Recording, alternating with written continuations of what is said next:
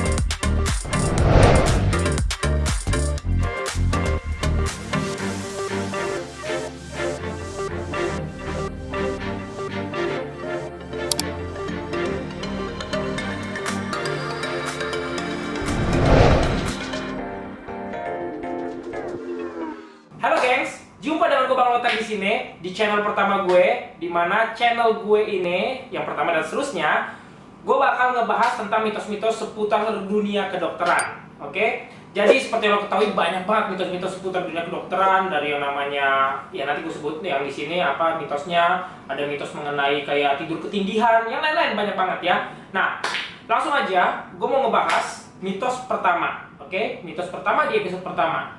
Gue udah contekan dulu ya. Apa tuh tulisan itu? Apakah mandi malam bikin rematik? Oh, dua pertanyaannya. Apakah mandi malam jam 1 pagi bikin sehat? Oke. Ya, thank you contekannya. Jadi udah dijelasin, udah dibikin pertanyaannya.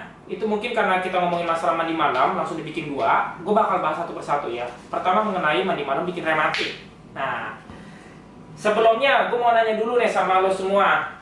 Lo tahu nggak rematik itu apa artinya? Kalau gue sendiri ya, rematik ini, nggak enak. Kalau gue, rematik itu, yang gue tahu dari zaman gue kecil ya, itu nyeri sendi. Nah, entah kenapa sendi yang dipegang itu sendi belakang sini. Ini sendi apa namanya? Punggung bawah atau pinggang belakang ya? Kayak sama aja sih punggung bawah atau pinggang belakang. Biasanya tuh orang tuh mencontohkan rematik tuh nyeri di pinggang belakang sini sambil dia tuh rada-rada nunduk kayak gini. Nah, ada juga gue dengar rematik itu nyeri-nyeri sendi bisa di lengan, di pergelangan tangan, kemudian bisa di jari-jari tangan, mana-mana ya. Nah, setelah gue baca-baca nih tentang masalah rematik di dunia kedokteran, rematik itu ya yang paling mirip dengan penyakit yang ada di dunia kedokteran itu, ada satu penyakit namanya rematik arthritis. Itu bahasanya dengan kearifan lokal. Kalau kita mau ngomong bahasa Inggrisnya tuh ya, ngomongnya tuh rheumatoid arthritis. So keren kan? Nah, tapi gue nggak usah pakai itu, gue pakai ya bahasa kearifan lokal aja. Gue jelasin dikit tentang namanya arthritis ini ya. Arthritis, itis, kalau lo tahu bahasa-bahasa medis yang ada itis-itisnya, itu artinya adalah peradangan atau inflamasi. Nah, arthritis itu berarti peradangan atau inflamasi pada art. Art ini dari articulatio alias sendi ya. Jadi artritis adalah peradangan pada sendi.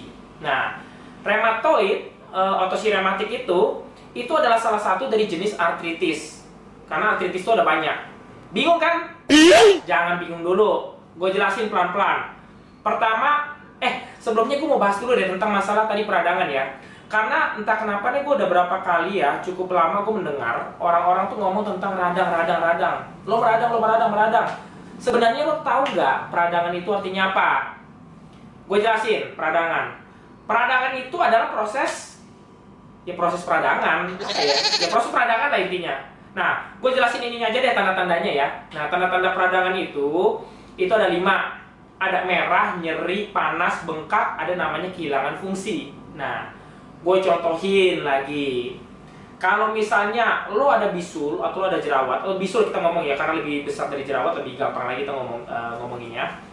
Kalau lo ada bisul atau abses, itu akan ada tanda peradangan. Anggap di bagian lengan gue sini ada bisul, oke? Akan ada tanda peradangan. Pertama pasti ada merah, kemudian dia ada nyeri, ya. Ya namanya orang ada bisul, sini ada radang, ada jerawat ya, pasti dipegang tuh nyeri, nggak dipegang pun juga suka nyeri. Nah, nggak ada orang tuh ada bisul dipegang ya, dia malah aduh enak kali ya, geli-geli gitu, nggak mungkin ya. pasti sakit. Nah, itu ada dua ya, merah sakit, ada juga bengkak, dan yang keempat itu ada juga panas. Panas di sini bukan panas dari otak lo, jadi dari jidat lo ditembak tuh pakai yang termometer di mall, atau mungkin dipegang lehernya, atau mungkin dicek keteknya pakai termometer. Bukan seperti itu panasnya. Itu panas yang itu kita ngomongnya masalah demam berarti ya. Panas itu secara lokal di tempat peradangan tadi yang merah-merah itu. Nah, cara tahu panasnya gimana? Lo bandingin yang merah-merah ini, lo pegang, lo bandingin sama kulit sekitarnya ya. Nah, nanti kerasa tuh, ini lebih panas ternyata daripada kulit sekitarnya. Itulah tanda-tanda peradangan. 4 ya. Yang kelima, fungsi olasea alias kehilangan fungsi. Ya, dimana kalau misalnya lo ada bisul, sih ada peradangan atau dimanapun, ya pasti kehilangan lo fungsi dari bagian tersebut. Misalnya ada bisul di pantat lah ya. Nah, kalau bisul pantat kan sakit ya. Pantat yang dipakai untuk duduk, nggak bisa duduk. Jadi lo duduknya mereng gini, atau mungkin ya jongkok kali, atau ya kayang, gue nggak tahu lah gimana. Intinya tuh kalau pantatnya ketindihan ya sakit. Hilanglah fungsi lo untuk duduk. Itulah dia tanda peradangan ya. Jadi itu tadi untuk masalah tanda-tanda peradangan. Oke? Ketika ada peradangan di sendi, ada artritis, itu ada macam-macam. Tadi kita bahas tentang namanya rheumatoid atau rematik ya. Rheumatoid arthritis itu sebenarnya golongan penyakit autoimun. Autoimun itu adalah kondisi di mana imun atau daya tahan tubuh kita nih nyerang diri kita sendiri. Sakit, gua tahu rasa sakit. Kita diserang teman kita aja sakit, ya ditusuk dari belakang tuh sakit. Mungkin ada beberapa orang yang enak ditusuk dari belakang, tapi menikmati. Oh, itu dia suka banget ditusuk dari belakang. Cuman dalam kondisi ini ya, kalau misalkan kita diserang sama teman aja dari belakang tuh rasanya sakit, apalagi daya tahan tubuh kita nyerang kita sendiri. Udah hidup bareng kita dari kecil, dari lahir sampai sekarang, kita diserang sendiri sama daya tahan tubuh kita, ya. Nah, ketika daya tahan tubuh kita menyerang tubuh kita, tergantung bagian mana yang kena, entah itu bagian si sendi atau mungkin organ-organ dalam atau manapun, itu ada jenis-jenisnya. Nah, salah satu jenisnya rheumatoid arthritis, oke? Nah, kita persingkat namanya jadi rematik, oke? Jadi, rematik itu golongan autoimun, di mana penyebabnya itu sampai sekarang jujur aja masih belum diketahui secara pasti ya. Tapi ada banyak dugaan. Dari berbagai macam dugaan, dari faktor genetik dan yang lain-lainnya, nggak ada satupun dugaan tentang masalah mandi malam. Oke? Jadi paham ya, gue kasih paham nih buat lo semua. Mandi malam nggak bikin rematik. Ingat itu, catat di dalam otak lo ya. Mandi malam nggak bikin rematik. Jadi mitos yang tadi itu, yang pertama tentang mandi malam nggak bikin rematik, salah. Oke, mitos yang pertama salah tuh. Oke, kasih paham ya buat orang-orang yang nggak tahu. Nah, berikut gue mau ngebahas tentang mitos kedua tadi, tentang masalah mandi jam 1 pagi bikin sehat. Nah, ini rada lucu. Oke, sehat itu nggak mudah, sehat itu susah ya. Kalau misalnya lo dengan mandi jam 1 pagi terus langsung sehat, ya itu nggak benar gitu. Untuk pertanyaan ini sebenarnya pertanyaan yang masuk golongan abu-abu menurut gue. Kenapa abu-abu? Karena mandi malam itu bisa membuat kita lebih sehat. Sebenarnya membuat kita lebih sehat lah bisa dibilang ya. Secara nggak langsung bikin sehat ya. Nah, tapi ada syarat dan ketentuan yang berlaku. Oke? Nah, sebagai contoh nih, kalau misalkan lo mandi malam dengan suhu yang rada-rada hangat ya. Nah, kemudian mandinya itu sekitar 1-2 jam sebelum lo tidur, itu adalah waktu yang sangat tepat, waktu yang sangat bagus banget untuk membuat tidur lo jadi lelap.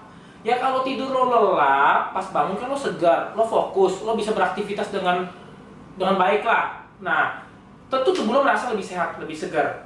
Oke? Jadi pertanyaan tadi itu untuk masalah mandi jam 1 bikin sehat, tergantung. Lo mandi air dingin atau air panas? Air hangat ya, air panas kayak mau ngerebus badan aja. Nah, yang kedua, habis mandi lo tidur atau lo kasih jeda dulu 1-2 jam. Kalau lo ngikutin sesuai yang syarat dan ketentuan yang tadi berlaku, ya bisa dibilang sehat, oke-oke aja, nggak masalah mandi jam 1 ya. Jadi pertanyaan untuk yang tadi tuh, pertanyaannya mandi malam jam 1 bikin, mandi jam 1 pagi bikin sehat? Ya dan tidak, abu-abu, oke? Jadi udah paham ya semua ya.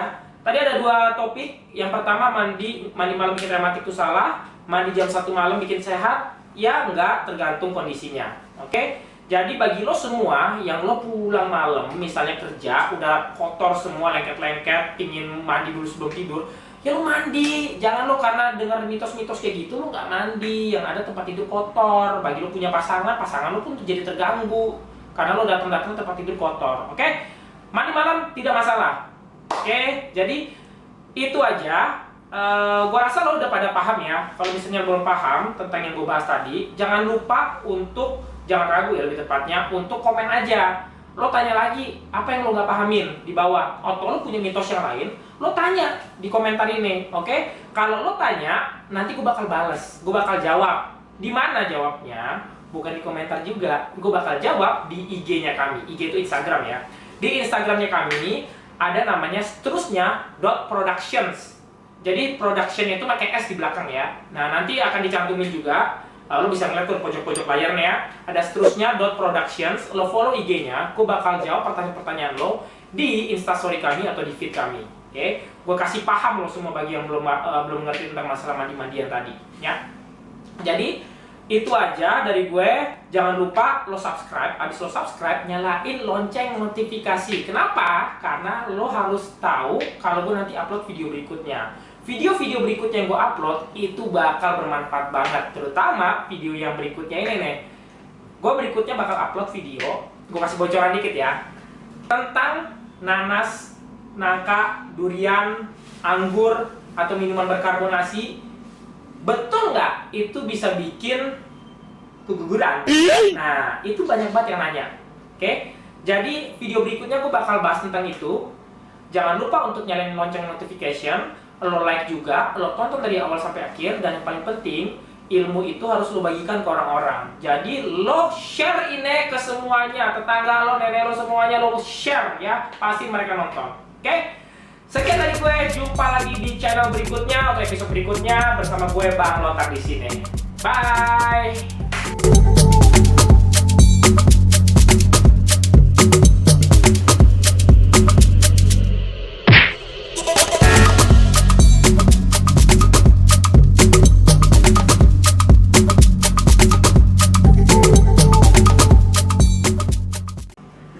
Udah 10 detik belum?